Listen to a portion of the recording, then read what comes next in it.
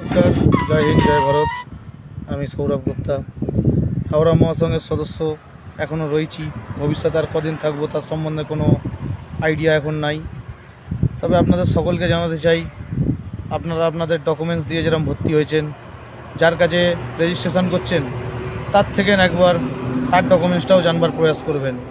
কারণ সে আপনার ডকুমেন্টস নিয়ে কোনো ভুল কাজ করছে কি না, কিংবা কোনো ভুল পথে হাঁটছে কি না, সেই জিনিসটা খতিয়ে দেখবেন।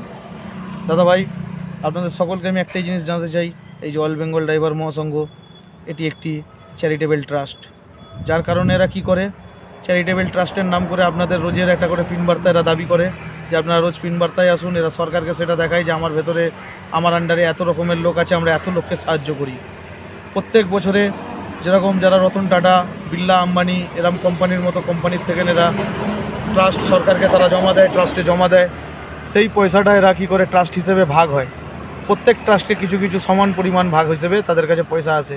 সেই পয়সাটা আমাদের যারা ট্রাস্টের মাথারা থাকে তারা খায়। তো দাদা ভাই, আপনারা আপনাদের সঠিকটা আপনারা বিচার করবেন।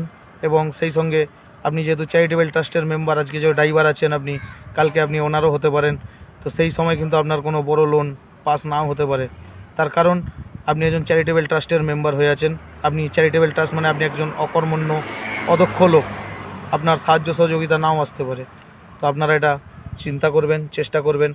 নিশ্চয়ই আমার নাম্বার দেওয়া রয়েছে, নাম্বারটাতে আপনারা কল করে জানতে পারেন। আমি আপনাকে টোটাল ডকুমেন্টস পাঠিয়ে দেবো।